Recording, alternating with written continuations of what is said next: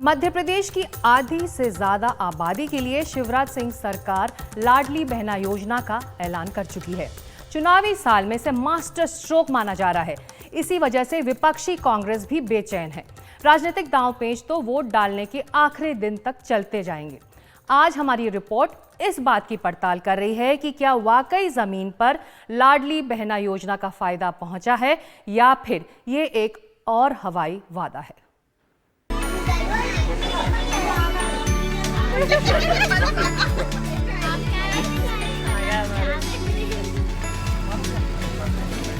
सौ दिन में पूरी 1 करोड़ 25 लाख से भी ज्यादा बहनें मध्य प्रदेश में लाडली बहना परिवार से जुड़ती गईं। जो परिवार तो संभालती ही थीं, अब अपने घर के लिए छोटा मोटा बाजार भी देख सकती हैं।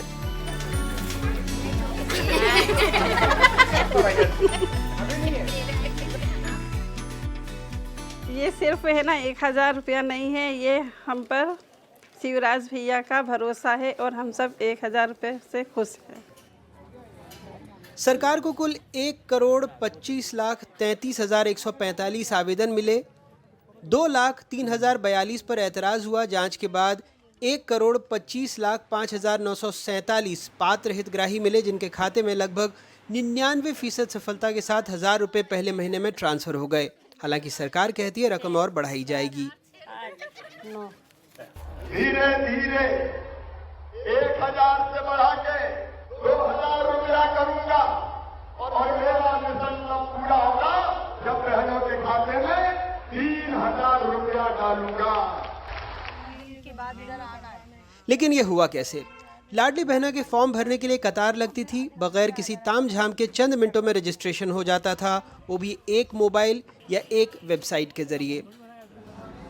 जवाब ढूंढा था इन 40-50 लोगों की टीम ने, जिन्होंने रिकॉर्ड 100 दिनों में ही इस पहाड़ को अपनी मेहनत और कुशाग्रता से फतह कर लिया। साथ दिया जैम यानी जनधन, आधार और मोबाइल ने।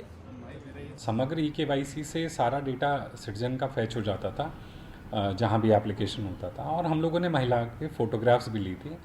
और टेक्निकली हम लोगों ने पूरा सोल्यूशन को क्लाउड पे स्केलेबल बनाया था कि जैसे जैसे यूज़र बेस बढ़ेगा या बहुत सारे यूज़र सिस्टम को यूज़ करेंगे तो स्केलेबल होगा। सो हम लोगों ने पूरा सिस्टम डिज़ाइन इसके स्केलेबिलिटी और कम समय में हम ज़्यादा से ज़्यादा रजिस्ट्रेशन कैसे कर सकते हैं उसको लेकर किया।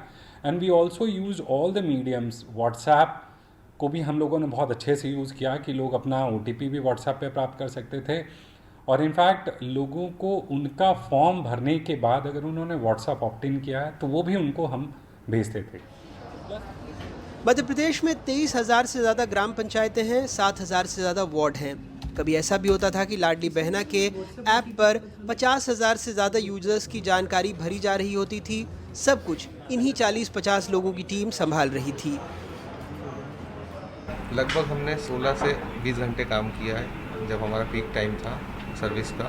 और इसमें जो है रिक्वायरमेंट चेंज होना और महिलाओं को कैसे जागरूक करना है, इसका कैसे रजिस्ट्रेशन करना है, कौन कौन महिलाएं पात्र हैं, ये सब जानकारी उनको प्रोवाइड करवाना, ये हमारा मेन टास्क था।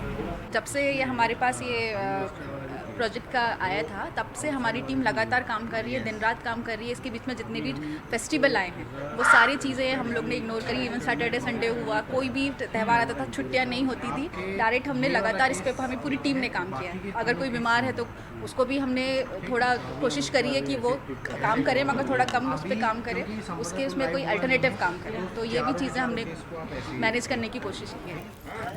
लाडली बहना से जो सिस्टम बना है उसका सबसे बड़ा फायदा ये हुआ है कि पैसा जो लाभार्थी महिला है उसके खाते में गया, पति या पिता के पास नहीं। उनकी वित्तीय और डिजिटल साक्षरता बढ़ी। खुद का बैंक खाता खोला गया जो आधार से जुड़ा हुआ था।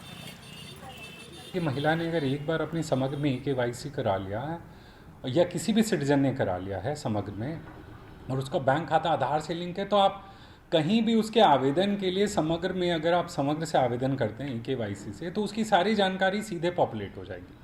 और उससे आप स्कीम का जो रोल आउट टाइम है और जो क्वालिटी ऑफ डेटा है आप उसको इफेक्टिव कर सकते हैं। और आधार बेस्ड पेमेंट को आप फंडामेंटल बैकबोन बना सकते हैं।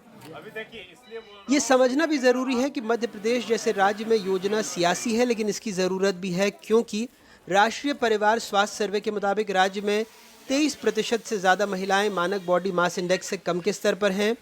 15 से 49 वर्ष की आयु की महिलाओं में अनीमिया का स्तर 54.7% है।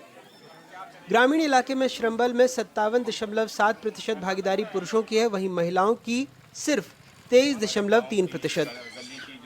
शहरी इलाके में 55.9% पुरुष रोजी कमाते हैं, जबकि सिर्फ 13.6% महिलाओं की श्रमबल में भागीदारी है। बात सियासी वायदों और 1000 रुपए से कहीं ज्यादा की है। आंकड़े साफ तौर पर बताते हैं कि श्रम में महिलाओं की भागीदारी पुरुषों से बेहद कम है। ऐसे में वो आर्थिक रूप से स्वावलंबी नहीं बन पाती हैं।